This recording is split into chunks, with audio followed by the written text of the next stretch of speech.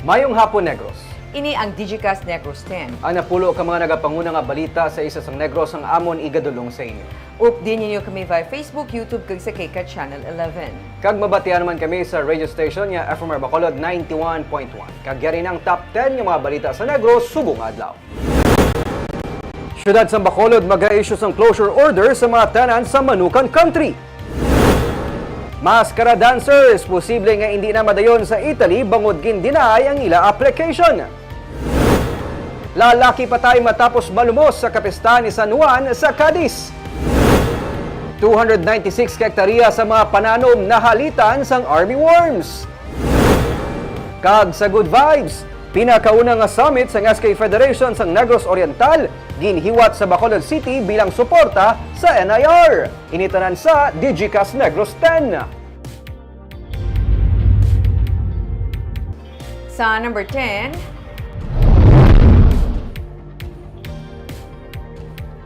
ang Chief of Clinics sa Teresita Lopez Halandoni Provincial Hospital sa Silay City ang ginhingadla ni Negros Occidental Governor Eugenio Jose Lacson nga magatalaos kay Dr. Mary Ann Maestral bilang pamuno sa among ospital kasunod sa appointment sini bilang DOH Undersecretary. Si Dr. Francis Gabriel Relota nga amo ang in-charge man sang operations sang TLJPH ang suno kay Governor Lacson magabulos kay Maestral bilang Chief of Hospital. Ginapasalamatan ni Lacson ang serbisyo ni Maestral nga nagpungko bilang pamuno sang Silay Provincial Hospital humalin sa 2021. Yara karon ng TLJPH sa transition period. Suno kay Maestral, may 30 diya siya nga mahumanang turnover kag iban pang at talapuson. Magapakig-angot pa siya kay DOH Secretary Ted Herbosa para sa iyang specific assignment bilang Undersecretary nga isa ka co-terminus position. Nagligad nga semana niya nabato ng appointment gikan sa Malacanang. Pasalig niya plastadong sistema sang ospital. Lakip na ang transition plan. Ang pag-intindi ko, gingaan ko maximum of 30 days but I need to tie up loose ends. Hindi man pwede na I'll just up and go. Doon nakibot gid kami. So I'm trying to tie up loose ends na hindi man mabudlayan kag mahapos ang transition. The President appointed me pero ang assignment ko na specific of course will have to come from the Secretary of Health. And we would like to thank Dr. Maestral for all that she has done, improve the services of Teresita. It's now level 2 and we're heading to level 3. And Dr. Relota is also committed to continue the improvement of the services in Teresita. When it's official already that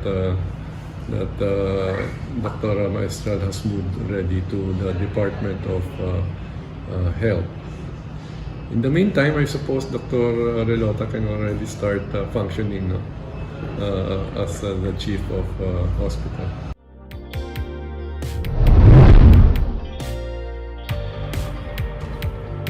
Sa number 9, Bacolod LGU posibleng cancel ang biyahe sa mga maskara dancers sa Italy matapos gindinay ang 15 ka mga dancers ang embassy.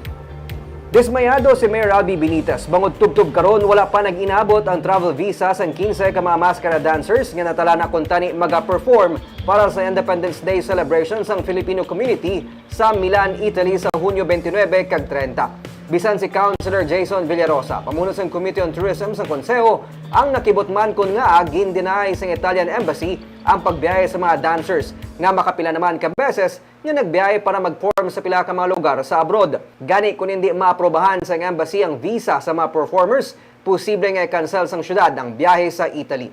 Ang mga maskara dancers ang gikan sa Barangay Granada nga mong tinilikdan nga nagkampyon sa tuigan nga Maskara Festival Street Dancing kag Arena Dance Competition.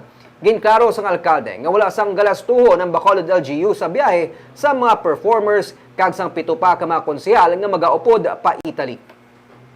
With respect to this cultural exchange that is coming from a verified official travel coming from the city of Bacolod. So I will wait for their official response. As per sa Italian Embassy, they said that ang dancers wala akong means, but of course this is a sanctioned event of the city And like what Mayor Albi said, this is an official trip. So, gindinay po nila sa first naton visa application. But sa second, by today, dapat magawa ng result. If not, then we have to cancel the trip of the mascara dancers.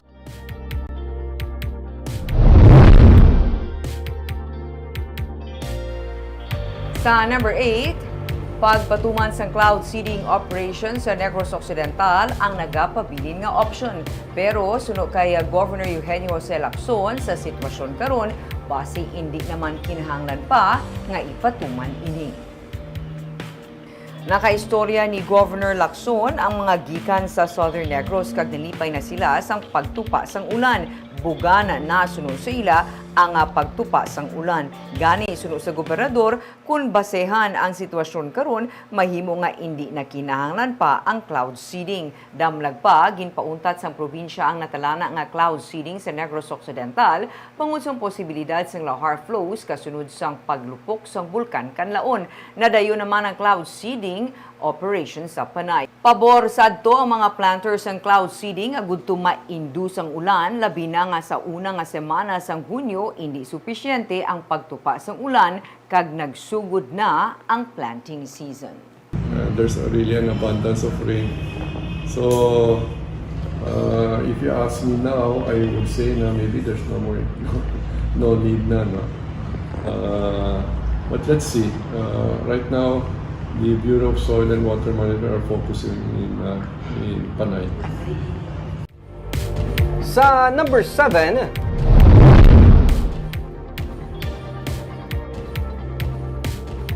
anyos nga babae ginaresto matapos ka natukiban nga nagdala sang illegal nga droga sa lod sang Pandesal sa Kabangkalan PNP. Ginaresto sang kapulisan si Danica Garado, 20 anyos matapos natukiban nga ang dala niya nga pandesal ang may unod nga shabu sang nagbisita sa custodial facility sang Kabangkalan City PNP sang Sabado. Sunod kay Police Captain Jolan Binson, Deputy Chief sang Kabangkalan PNP, nagaligar ang sospek nga ginsugo lamang siya sang iya sining nga nobyo nga magdala sang illegal nga droga, rason nga iya giniginsulod sa tinapay. Dugang pasang pulis, kabay na sa protocol ang pag-usisa sa mga ginadala nga pagkan ukon kagamitan sa mga nagabisita sa detention cell. Ang nobyo ni Garado ang napriso sa Kabangkalan PNP bangod sa kaso angot sa illegal nga droga. Ginpa-drug test na si Garado kag pasakan sang kaso nga paghupot sang illegal nga droga. Detained naman siya karon sa custodial facility sang Kabangkalan PNP.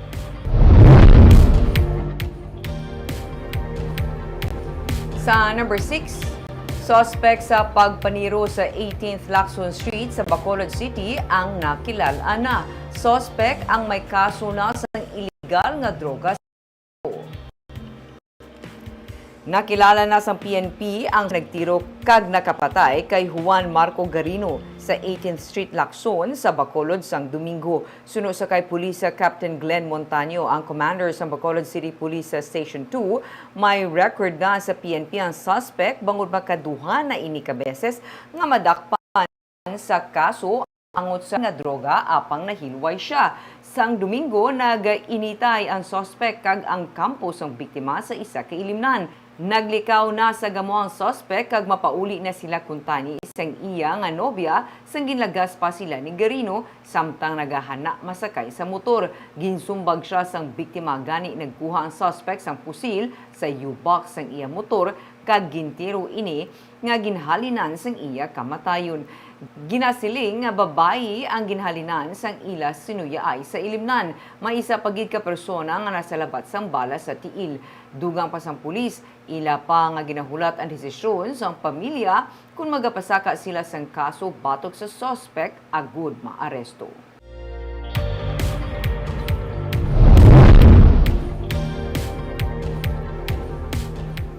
Sa number 5, isa ka lalaki ang patay matapos nga malumos dungan sa kapestahan ni San Juan sa Cadiz City. Nalumos si Jose Pepito Burse samtang nagapaligo sa overflow sa suba sa sakop sa Hacienda Bernadita, Barangay Kaduaan sa Cadiz City pasado las 12 sang udto kadungan sang kapestahan ni San Juan Bautista kahapon. Upod man sang biktima nga nagapaligo sa overflow ang iya nga pamilya. Sa report ng PNP, nagluksong biktima sa overflow kag wala na nakabutwa tubtob nakita na lamang ang lawas sini matapos ang isa ka oras. Ginaaligar nga nakainom ang biktima. Gindala pa siya sa ospital apang gindeklarar nga dead on arrival.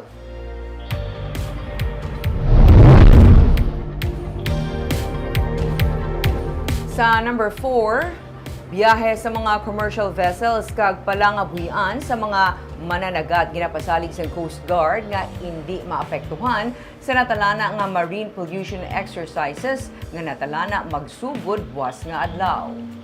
Opisyal na nga nagbukas ang marine pollution exercises sa Marpolex nga paglakipan sa Philippine Coast Guard upod sa Japan kag Indonesia Coast Guard sa Bacolod City. Ang halos 3 ka dekada na nga marine cooperation sa tunga sang 3 ka pungsod ang magahanas sa pagpatuman sang rescue operation kag pag-contain sang oil spill pagi sa simulation exercises sa Baybay malapit sa Bredco Port sa Buas. Ginpasalig ni Coast Guard Vice Admiral Roy Echeverria nga ila na napaalinto ng mga shipping firms kag mga fisher folk organizations sa natalana nga oil spill containment exercises agud mapasiguro nga hindi maapektuhan ang biyahe kag operation sa mga seaports pati na ang palangabuhian sang mananagat. Ginpahayag sang Coast Guard officials sa Japan kag Indonesia nga ang Marpolex importante agud mas mapabasko pa sang tag sa kapungsod ang international cooperation sa bahin sang environmental protection kag pagpasanyog sa ekonomiya bahin sa maritime industry. So, we cannot live in a place and we tayo makakasagapan. But of course, with the announcement to all that we are doing that in that vicinity. So, the fishermen has finished sea travel still. It will not be hindi sila maaangkat. Thank you, sir. Okay.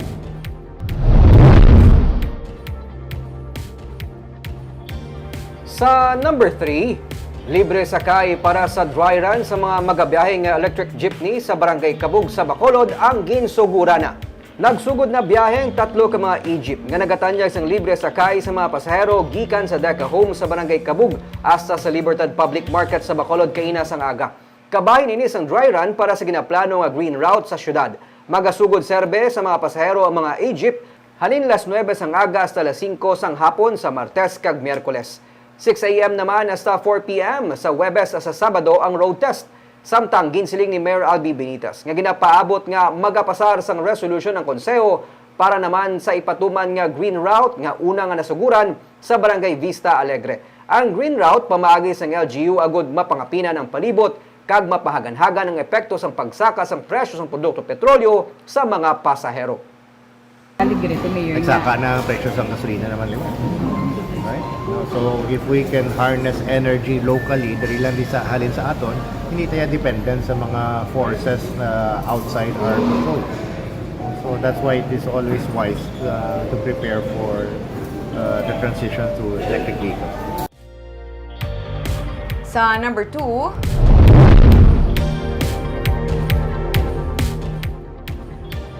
kung magsigi pagid ang paglaptas ang army worms, ini ang makabig nga maka-alarma.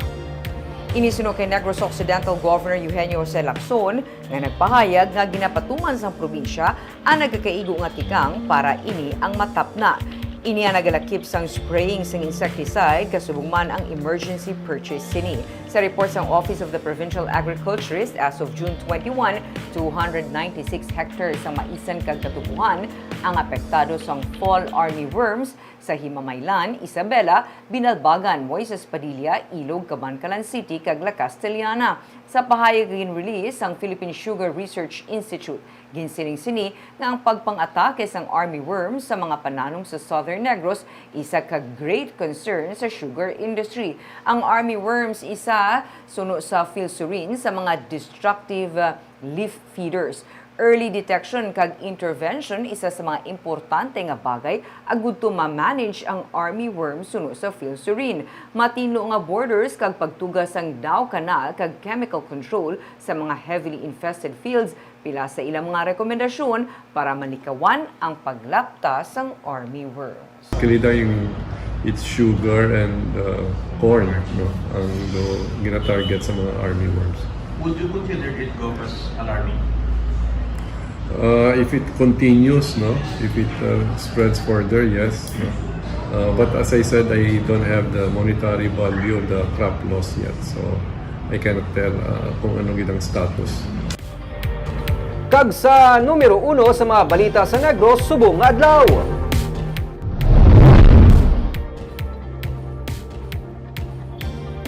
Bacolod LGU mag-issues ng closure order batok sa mga tanan sa Manukan Country para sa naghilapit nga deadline sa pagpahalin sa ila sa Hulyo 5. Yari ang report. Wala nagakalingkang si Mayor Albi Benitez bisan pa tubtob karon. Wala sang tenant gikan sa Manukan Country nga nagpabutyag sing interes nga magbalin sa natukod nga temporary facility sa SM Prime Holdings Incorporated sa parking area sang mall. Ini samtang nagahilapit na ang deadline para sa mga tenants nga magbiya sa Manukan sa Hulyo 5. Wala na sang ihatag nga extension ang Bacolod LGU para sa ila. Ginsiling ni Benitez nga maga-issue ng closure order ang syudad batok sa mga tenants kag bahala na sila kung batunon nila o kung hindi ang mga gintanyag sang syudad kag SM para sa ila.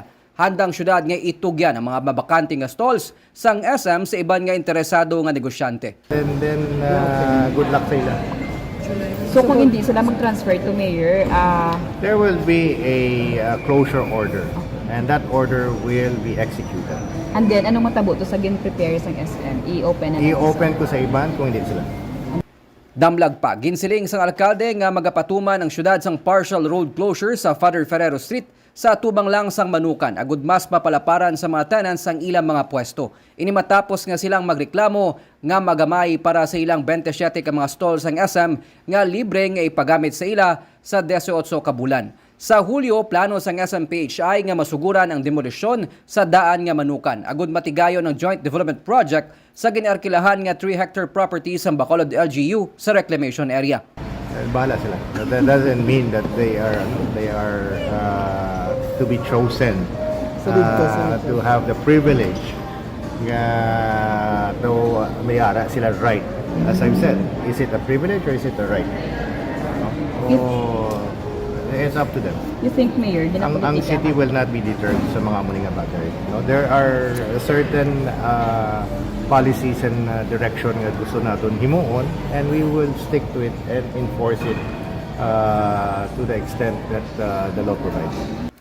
Ginklaro man sang alkalde nga wala sa nagapabilin nga kontrata sa tunga sang syudad kag mga tenants sang Manukan. Taliwas ini sa ginpadala nga sulat sang abogado nga nagakwestiyon sang legalidad angot sa pagpahalin sa mga tenants sang Manukan. Nico Delfin para sa DGCast Negros.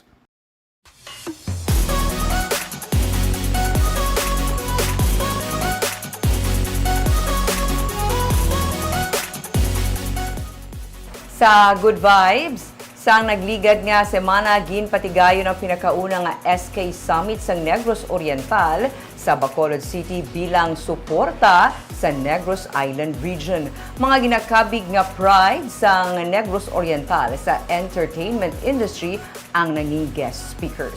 Yaring report ni Romeo Subaldo. Humalin sa ginpirmahan ni Presidente Ferdinand Marcos Jr. ang Negros Island Region, ang SK Federation Summit sa Negros Oriental, ang pinakauna nga opisyal nga aktibidad sa local officials nga ginpatigayon sa Negros Occidental. Masobra sa 200 ka mga SK officials ang nagpadulong sa Bacolod City para sa summit. Present man si Governor Manuel Chaco Segarbarria kag 1st District Congresswoman Jocelyn Lim Caichong. Sunod sa SK Federation President nga si John Michael Alvarez, inyang ilang kapamaagi sa pagpakita sang suporta sa NIR. We chose Bacolod as our venue in support of the recently concluded NIR review. And we're here showing our support as well as meeting the SK Occidental. Sunod naman kay Congresswoman Lim Caichong, siya mismo ang magaduso man nga madugangan pagin ang mga dalan nga magakonect sa Negros Occidental kag Negros Oriental, kaya dako ini nga bulig para sa ekonomiya sang duha ka mga probinsya. Importante access to the road network. So if we have more roads, no? Shortcuts maybe, or concrete roads coming here, then You'll be pushing for that, ma'am, more roads? definitely, and inclusion, no? It will really spur economic growth as well for both provinces. Mascaro dancers ang naghatag sang Occidental Feels sa summit sa SK. Guest speaker ang mga ginakabig nga pride sa Negros Oriental sa entertainment industry nga sanday ABS-CBN Corporation President kag CEO nga si Carlo Katigbak kag ang actress nga si Beauty Gonzales. Sa iyang speech, ginangkat ni Katigbak ang mga hubin nga mga opisyal nga magpangita sa pamaagi nga mapakita ang pagkapinasahi isang isla sa Negros sa iban nga mga probinsya. Kag sa ila nagasalig ang manginbuwas damlag sang rehiyon. I hope you guys are able to agree on to make Negros special, different, and excellent, because to me that determines how solid our future is going to be. And finally, as for your values, I think it's really different for everyone, but whatever yours are, I really hope they are sincere, genuine, and come from the heart. Si Katigbak Gonzales ang ginkilala man bilang mga honorary ambassador kag ambassadress sang turismo sang probinsya. Barbs, Mayo, gini nga panugod no, sa baggumantukod nga Negros Island Region. And of course, di kita ang nagahulat sa katumanan o pagsugod functions ng sining Negros Island Region. Kagamuyad to napulo ka mga balita sa isa sang Negros. Kay man sa panahon karon importante nga may ihibalo ka sa nagakatabo sa imo nga palibot. Pero dapat balanse kag insakto ang mga impormasyon. Parahan kami nga magapangalagad sa Negrosanon. Ako si Barbara Mijares. Kag ako naman si Nico Delfin. Tubtubwas, mayong hapon.